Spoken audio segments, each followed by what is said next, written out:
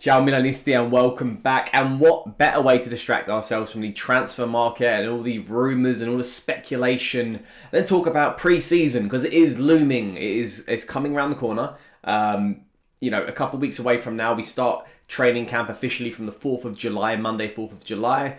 And there's a lot of things we can really talk about here with rumours on the transfer mill. It's an easy way to get distracted as fans.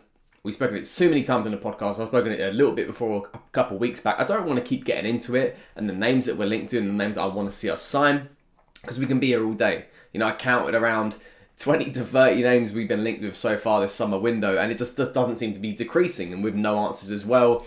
Hopefully some answers coming out this weekend with Maldini and Masala getting their contract extensions, and we can only go on from there. And then, basically, I'm really just fed up of talking about the transfer market and just want to really react to things when they actually happen and we see some, pen to paper, some signings, players getting announced. I just don't want to talk about it anymore. So I want to talk about pre-season, because the pre-season is very important when it comes to any league campaign, because obviously that sets the tone for the season. Ideally, you want to get your transfers in before pre-season, but that doesn't seem to be the case for us this summer. So we have to work with what we have in our current squad coming from last year, and obviously a few additions that we can rely upon with, say, Origi, who is going to be signing hopefully next week, and the players we have coming back from loan, like Yacine Adli and Tommaso Pobega. So there are certain names, there are certain players I have my eye on coming this pre-season. We're going to go quickly across the fixtures that we know so far, the timeline of the pre-season as well, of the players we expect to come back as well. Some of them who have also obviously been international duty with the Nations League and their respective countries, so they sort of have a little bit more time off compared to the rest of the squad who come back on the 4th of July. And then obviously we're going to look at the players who I in particular have my eye upon when it comes to pre-season, and then just go from there really and get hyped up for friendly fixtures, which don't really give the hype that obviously they should. We treat them as friendly fixtures, but it's a chance to see, and purely to see, how these players fare. How do they do in certain positions, in new formations, with new teammates. So I find it very interesting, and it's something we have to keep our eyes on over the summer. So the first day of training, as we mentioned before, happens on Monday the 4th of July. And what we do know is that the players who've been away on international duty at the start of June should be returning to the side on Thursday the 14th of July. But do I expect all these sort of players like Teo Hernandez, Mike Mignon, Sandro Tonali, Davide Calabria, Florenzi, even like Tommaso Pobega as well. He had, I think he came off the bench in one of the Italy games. And all the other sort of players, even like Rade Krunic, do I expect them all to come back on the 14th of July? Well, yes, at the bare minimum. I actually expect some of them players to return to training on Monday the 11th of July. I just think it's some of these players feel like they probably had enough time off. They want to get back to running, get the rhythm into their legs, and obviously have a lot to prove this season, being the defending champions in Italy. The friendlies we know so far, there's only 4 I can really work off, official friendlies. Actually 3 with actual teams, and the 4th one we know is the date set in place in another country. The first one's on the 16th of July against FC Köln in the Telecom Cup. I don't think these cups actually matter. When I was growing up, there used to be the Tim Cup, which was, I think, the three-way cup between Inter Milan and Juventus. That was on every summer as well, so in sort of mid to late August. And then there was the Berlusconi Trophy between it was usually between Milan and Juventus as well. So I mean, these cups don't really mean anything. It's just a way to there must be some sort of centenary thing maybe for each club. The host team, obviously FC Cologne in this case, have some reason for having this cup that I don't quite know what it is, but it's not really important. It's a chance to stretch some legs into the players, trying to get some regular game time. Look, so we play FC Cologne on the 16th of July. On the 23rd of July, we go to Hungary and play ZTE FC. I'm not sure how to pronounce the Z that name, but we play a Hungarian team. And then on the 27th of July, we go to Austria with no confirmed team yet who we're playing out there, but we're going to be playing out there as well. So it's the 23rd of July, 27th of July. And on the 31st of July, we play Marseille. So there's 4 friendlies we know so far. But obviously you have a few more when it comes to probably some local friendlies against teams in the surrounding area. Those we seem to usually have, where we kind of run out a mixed team between senior players and Primavera players, and we sort of trounce them 8 to 10-0. Sorry for those local teams. And then also there's a few friendlies as well right before the start of the season. We might throw in a few, 1 or 2 there before obviously the season kicks off in mid-August. So yeah, there's a few chances there. There's chances for players to show their worth. There's chances for, if we look at the players who are coming back to the squad from their loan deals like Yacine Adli and Pobega. I'll come on to them. There's chances for them to shine, really, to see how that year of development has done for them. There's a chance for players, the fringe players from the squad last year. We'll talk about these players shortly. This is their chance really to show Stefano Pioli they have something to add to this squad. And even players who didn't have the best of seasons last year, this is a chance for them to start something new. So we're going to go through the names of these players. I'm really interested to see how they do so far this pre-season. The first one for me has to be Tommaso Pobega. I did a video last year talking about Pobega and his potential future. Are we going to sell him for capital gains? Has he got a place in this squad and this side? And obviously things have spiraled in a certain way to maybe favour his position, potentially staying in the squad for next season. That's obviously Frank Kessie leaving and departing. No real replacements coming into the midfield yet. So, and from what we're hearing as well, he has a place in the squad. It's rumoured that he is going to get a renewal on his contract. Does that mean necessarily he's going to stay, or maybe that gives us an advantageous position to potentially sell him on because obviously he has more years on his contract? Who knows? We don't know, but obviously bringing him back so far this pre-season will be a good way to assess his development, and obviously he had a decent development last season. We look at his stats at Torino last year. He played 33 games, he scored 4 goals, 3 assists, and got 11 bookings. So obviously the booking side, we need to sort of run that down a little bit there. He's maybe a little bit brash with his challenges, kind of like Benacer in his first season, so that's something that he has to work on. He can play at centre midfield, defensive midfield, and sometimes in attacking midfield. I saw him quite a few times at Torino, playing behind the striker, playing in that sort of advanced midfield position. So at least we know there's some sort of variety to his game. There is some sort of there's a way that he's not just a one-dimensional player. But I do look at him and I see someone who's coming back and adding a level of physicality, and that's something that Kessie had. I'm not saying he's like Kessie in that way, but I'm just saying he's the biggest centre midfielder I guess we would have with our current crop of midfielders for next season. Where he's going to particularly play, I'm not sure. I saw him tried out last summer in that sort of double pivot position, playing a bit deeper in the earlier friendlies, and he looked okay. But I mean, as Ollie's mentioned before on the podcast, I'm just a little bit sceptical about his frame. Is he agile enough? Is he? I know he's physical enough, but is he agile enough to stay with the aggressive way our midfielders play? The pressing for that, and I just can't see it for 90 minutes. And that just might be when it comes to the rotation, having 5 substitutes. There's a way to keep him. I certainly am not going to sort of knock his quality, but I'm very intrigued to see how he does this pre-season. If he's shown a level of development in this last year of Torino, and he's willing to really take the ball by the horns really this summer. And he's got to look at this as an opportunity for him to shine. The other player coming back from loan, of course, is Yacine Adli. Look, he's someone we signed towards the end of last summer. Sent him back out on loan to Bordeaux, the club that we bought him from. He's an interesting season. Obviously, some decent stats when he racks up. You look at the assists, 36 games played, 1 goal scored, 8 assists and 3 bookings for a midfielder. Really good from the assist margin. He's obviously more on the creative side of the midfield. We've got Pobega, very direct as a midfielder when it comes to sort of popping up in the box, the physicality aspect. Yacine Adli is probably the polar opposite. He's obviously much more on the creative side.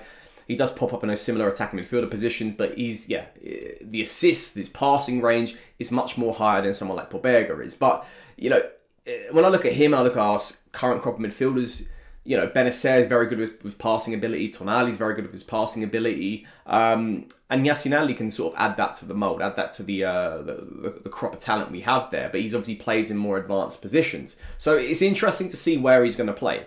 And with the rumours coming in with players obviously want to sign attacking midfielders, Brahim Diaz is probably still going to be with us. A youngster, Daniel Maldini as well. We're not sure of his future. He comes in at a time where there's a lot of competition for that spot. And I'm not fully sure if it's going to be him staying this summer, from beyond the summer. There might be too many people in that, and we might end up sending him out on loan for one more season of development. I think it's all going to lie down to how much he sort of shows in this pre-season. That's really where he's going to have to stand out against the competition in the places there, as mentioned. So I'm really intrigued to see how Yacine Adli does. Now back to the players we had from our squad from last season. Obviously, Origi's coming to us, hopefully, if the deal gets announced soon enough.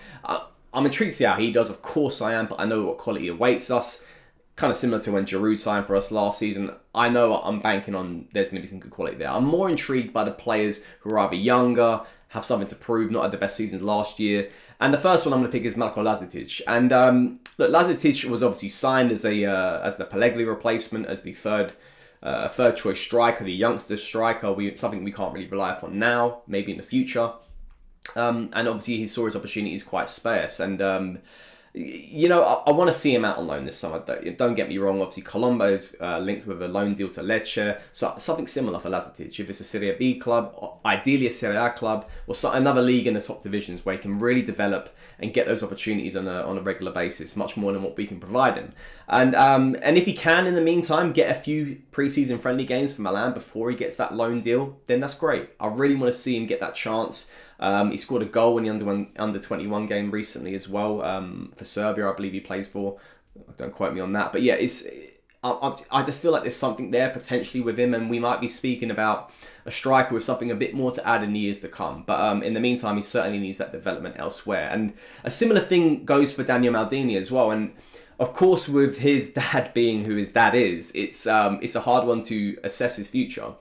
I mean, it's easy for me to say Lazetic and Colombo go out on loan because they are who they are, but Daniel Maldini, of course, is Maldini's son. So I feel like it's a decision ultimately going down through two different people. It's also Paolo and it's also Daniel himself. He might want what's best for his career. It might be a loan deal. But Paolo might want him to stay at the club, but obviously achieve some stuff like medals potentially for years to come at Milan. So it's something he's got to weigh up, and I think he's got to make the best decision for his career. Now, it should be a loan deal. But in the meantime, like Lazetic, if he can get a few games where he can show his development, and there's something there. He obviously popped up with a goal last season against Spezia.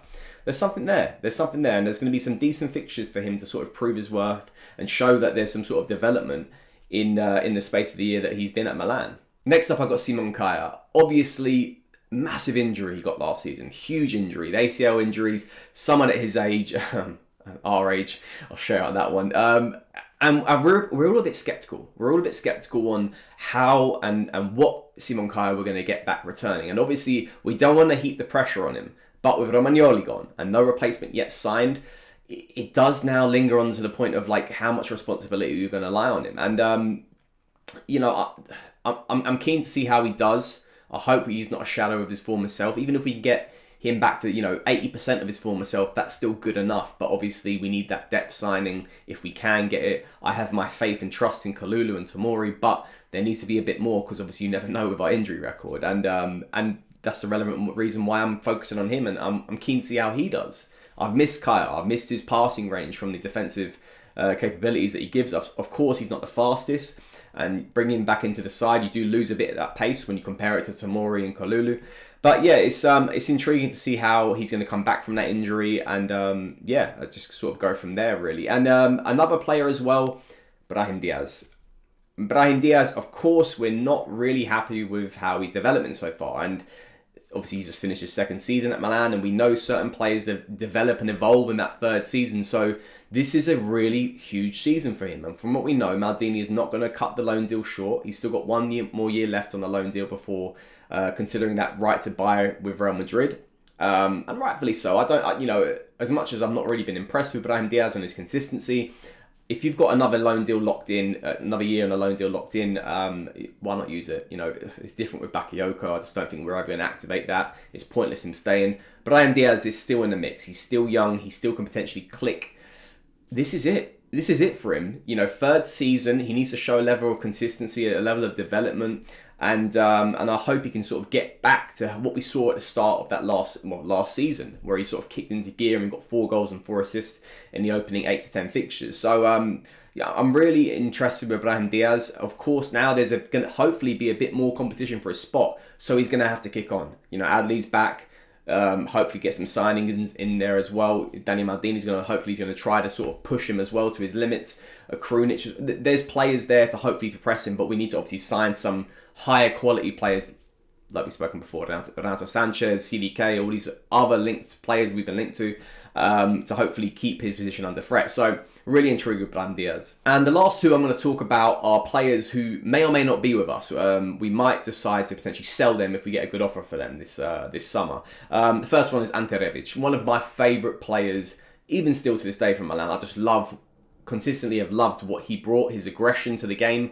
I still would love him to stay, but obviously we can't deny the fact that if a bid comes in for him, if his if his purpose in football, if he wants to go on to another club to get more regular first team appearances and minutes, because obviously Rafael Leao's with us now, I can't blame him for that. But and obviously we can make some capital gains at the same time. But there's also the possibility that he stays, and there's a high possibility of that. I think it's a bit too much to get too many changes in the attacking department to obviously get rid of him as well, and the rumoured fee of how much we have to spend.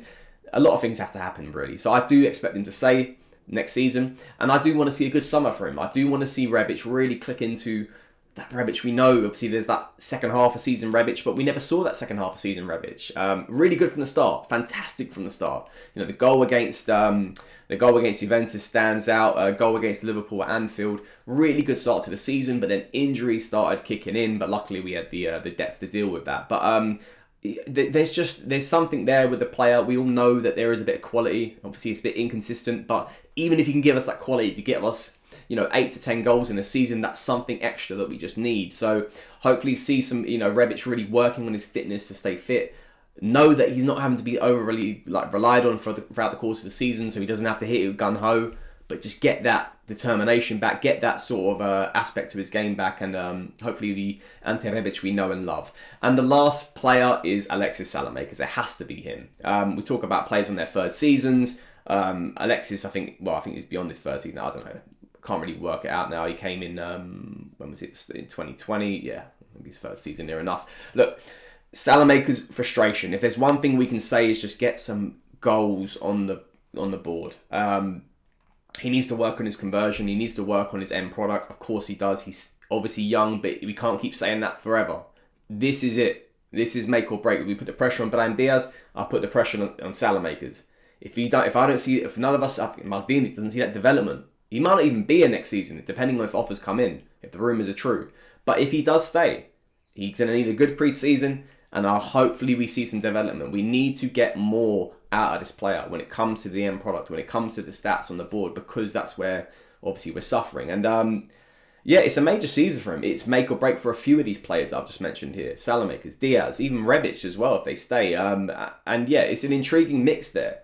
And look, there's obviously big. I know with the players who are just sure shots, the leading players from our cast last season, I've got no worries about them. I know what they're going to bring, which is just 110% and great quality.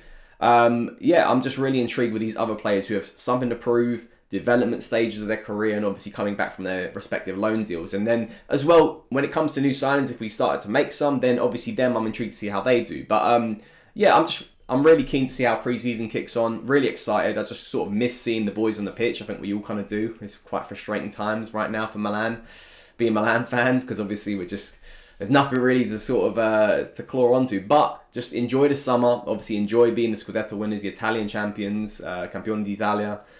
Just enjoy it all, really. But until next time, I keep saying I hope some signings come in, but really I hope the Maldini Massara extension happens by next week. So until then, Forza Milan.